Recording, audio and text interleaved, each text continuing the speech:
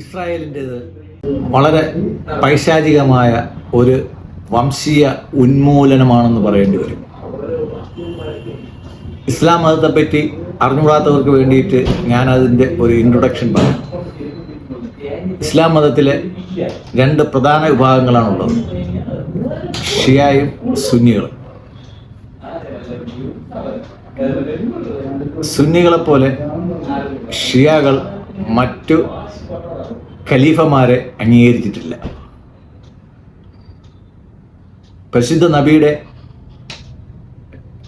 കസിനും മരുമകനുമായ അലിയെ മാത്രമേ ഖലീഫയായിട്ട് ഷിയാകൾ അംഗീകരിച്ചിട്ടുള്ളൂ.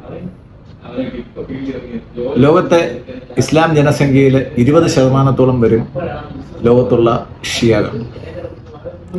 ഈ ഷിയാകളുടെ ഭൂരിപക്ഷമുള്ള രണ്ട് പ്രധാനപ്പെട്ട രാജ്യങ്ങളാണ് ഇറാനും ഇറാഖും. അത് കഴിഞ്ഞ് കൂടുതൽ ഷിയാസിന് ഭൂരിപക്ഷമുള്ള സ്ഥലം അസർബൈജാനാണ്. ഏകദേശം 10% ഇന്ത്യയിലെ മുസ്ലിങ്ങളും ഷിയകളാണ്.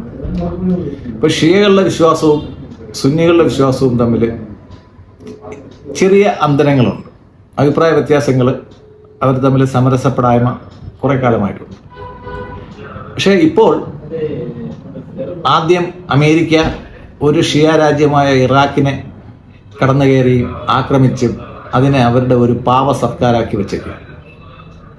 അവിടുത്തെ ജനസംഖ്യയിൽ 80% ഷിയകളാണ്. പിന്നെ ലോകത്തെ ഏറ്റവും വലിയ ഷിയ രാജ്യം എന്ന് പറയുന്നത് ഇറാനാണ്. ഇറാൻ ലോകത്തെ ഇസ്ലാം തീവ്രവാദത്തെ, IS പോലുള്ള തീവ്രവാദത്തെ ഒരിക്കലും പ്രോത്സാഹിപ്പിക്കാത്തൊരു രാജ്യമായിരുന്നു. അവർ ഇസ്ലാമിക ഫണ്ടമെന്റലിസത്തിൽ അവർ ഇസ്ലാമിക നിയമങ്ങൾ കർശനമായിട്ട് പാലിക്കുന്ന ഒരു വിഭാഗമാണ് ഇറാൻ. പക്ഷേ IS പോലുള്ള തീവ്രവാദ കടന്നുകയറ്റങ്ങൾക്ക് ഒരിക്കലും വളക്കൂറില്ലാത്ത ഒരു മണ്ണായിരുന്നു ഇറാൻ്റെ. ഇന്ത്യയുമായിട്ട് പേർഷ്യ എന്ന് പറയുന്ന ഒരു രാജ്യവുമായിട്ട് ഇന്ത്യക്ക് വർഷങ്ങളായിട്ടുള്ള ബന്ധങ്ങളാണുള്ളത്. ഇന്നും ഇന്ത്യ എണ്ണ ഇറക്കുമതി ചെയ്യുന്നതിൽ ഇന്ത്യയിലെ ഏറ്റവും വലിയൊരു പാർട്ണറാണ് ഇറാൻ. മാത്രമല്ല, ഇന്ത്യക്ക് വിദേശത്തുള്ള ഒരേ ഒരു കപ്പൽ തുറമുഖം എന്ന് പറയുന്നത് ഇറാനിലുള്ളതാണ്. ഇപ്പൊ ഇറാനും ഇന്ത്യയുമായിട്ടുള്ള സാംസ്കാരിക ബന്ധം വളരെ ദൃഢമാണ്. പക്ഷേ തിരഞ്ഞുപിടിച്ച് ഷിയ രാജ്യങ്ങളെ ഇസ്രായേലും അമേരിക്കയും കൂടെ ഉള്ള ഒരു അച്ചുതണ്ട് ഇല്ലായ്മ ചെയ്യുന്നതാണ് നമ്മളിപ്പോൾ കാണുന്നത്. എന്നെ സംബന്ധിച്ചിടത്തോളം ഷിയയോ സുന്നിയോ എന്നുള്ളതല്ല പ്രശ്നം. ഇന്ത്യയുടെ പാരമ്പര്യമായിട്ടുള്ള ഒരു സൗഹൃദ രാഷ്ട്രമാണ് ഇറാൻ.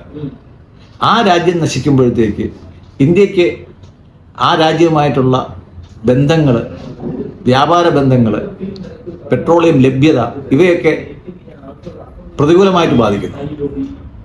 അപ്പോൾ ഇത്തരം ഒരു സാഹചര്യം വരുമ്പോഴത്തേക്ക് നമ്മുടെ ഒരു സൗഹൃദ രാഷ്ട്രം എന്നുള്ള രീതിയിൽ ഇസ്ലാം ഫണ്ടമെന്റലിസത്തിന് അനുകൂലമായിട്ടല്ല ഞാൻ സംസാരിക്കുന്നത്. നമ്മുടെ വ്യാപാര സൗഹൃദമായ നമ്മുടെ ഒരു രാഷ്ട്രം എന്നുള്ള രീതിക്ക് ഒരു പങ്കാളി എന്നുള്ള നിലയ്ക്ക് ഇറാന്റെ താല്പര്യങ്ങൾ സംരക്ഷിച്ചിട്ട് പോയാൽ മാത്രമേ ഇന്ത്യയുടെ ബിസിനസ് താല്പര്യങ്ങൾ സംരക്ഷിക്കാനാവൂ.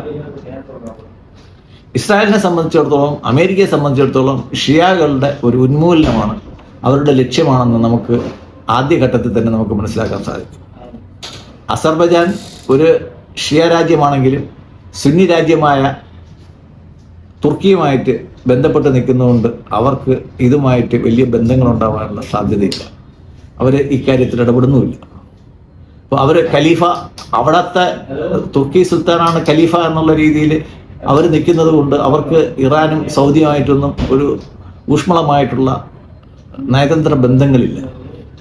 ഇപ്പോൾ ഇന്ത്യൻ രാഷ്ട്രീയത്തിൽ നിന്ന് നമ്മുടെ പ്രധാനമന്ത്രിയും മറ്റ് ചുമതലപ്പെട്ടവരും ഇറാന്റെ നമ്മളുമായിട്ടുള്ള ബിസിനസ് താല്പര്യങ്ങൾ നിലനിർത്താൻ വേണ്ടിയിട്ട് മുൻകൈ എടുക്കുമെന്നാണ് നമുക്കുള്ള പ്രതീക്ഷ. അല്ലെങ്കിൽ ഇറാൻ എന്ന് പറയുന്ന ഒരു രാഷ്ട്രത്തിന്റെ സർവനാശവും ഇന്ത്യയുടെ താല്പര്യങ്ങൾക്ക് അത് ക്ഷീണം വരുത്തുകയും ചെയ്യുമെന്നാണ് എൻ്റെ അഭിപ്രായം. നന്ദി, നമസ്കാരം.